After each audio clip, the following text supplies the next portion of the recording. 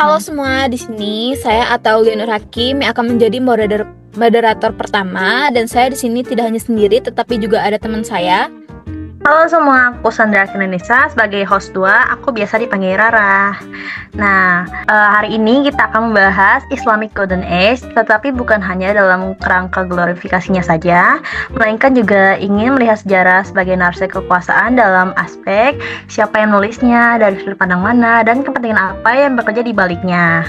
Nah betul, kita akan merujuk kepada lecture-nya Dr. Roy, yang dimana kita tidak hanya membahas tetapi juga akan mengkritik.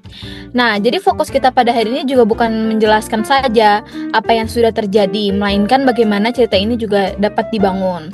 Hari ini kita juga mengundang dua narasumber yang akan menjelaskan sekaligus mengkritis maupun memberi masukan mengenai Golden Age.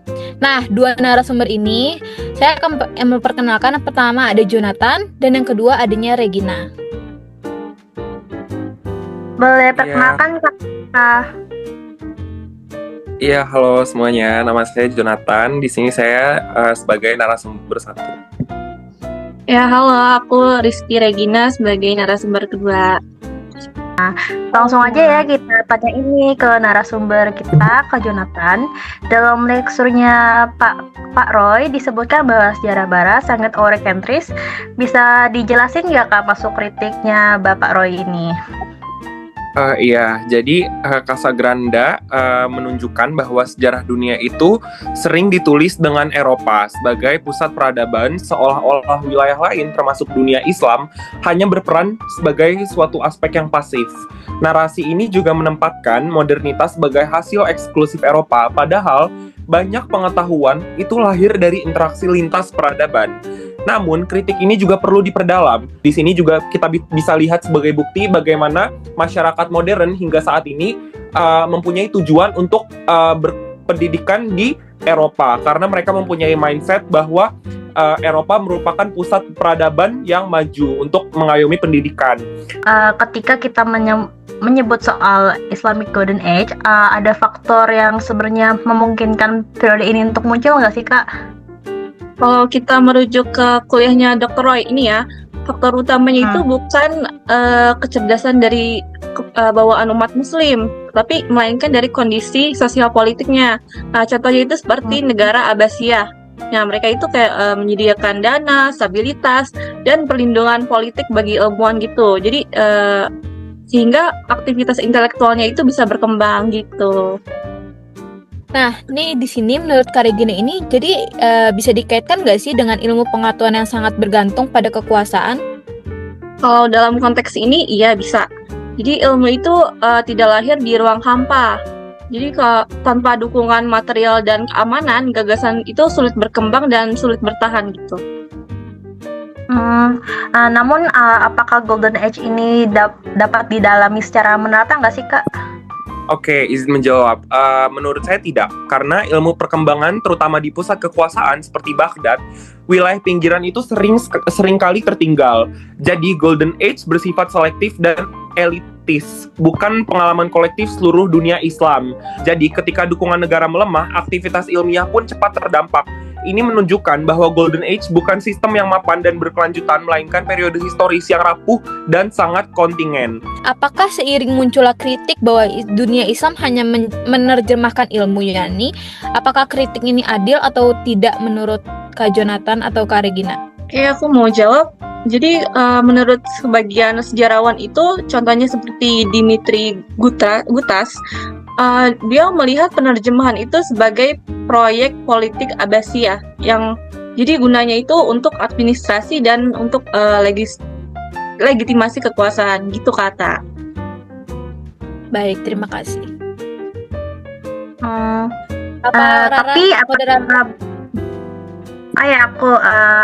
apakah berhenti di penerjemah ini tidak menyadarkan realistis Kak?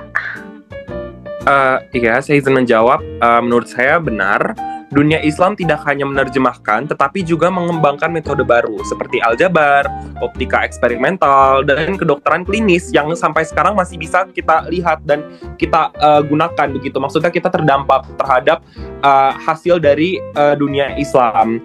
Namun inovasi ini sering direduksi hanya sebagai jembatan menuju Eropa yang bisa dibilang sangatlah problematis secara historiografis.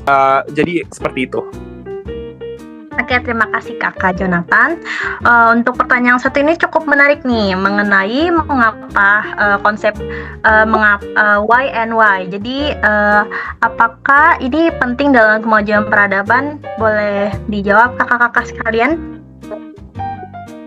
Ya, itu penting karena bertanya tentang sebab dan akibat ini menunjukkan ketidakpuasan terhadap jawaban yang dogmatis. Jadi ilmuwan Muslim itu kayak mengandalkan observasi dan eksperimen untuk memahami alam gitu. Namun apakah budaya bertanya ini selalu aman atau bagaimana? Tidak.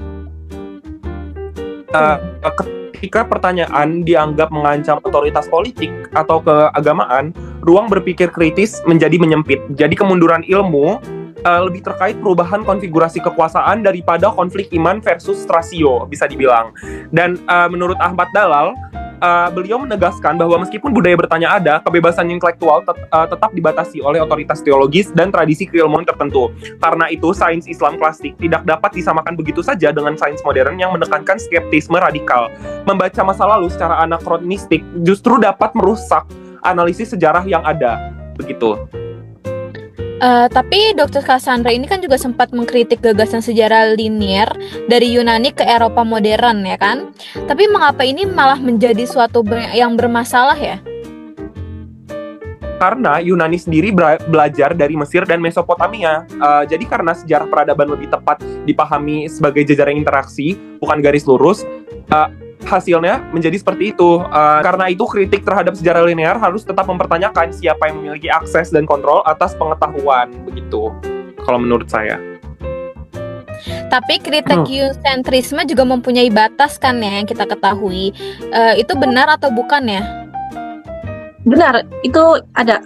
Jadi kalau misalnya kita tidak berhati-hati, ya, itu bisa berubah menjadi anti barat yang menyederhanakan kompleksitas secara global gitu. Oke, untuk pertanyaan selanjutnya, bagaimana sih peran Persia dalam pembentukan pemerintahan Islam? Bisa tolong dijelasin kakak-kakak?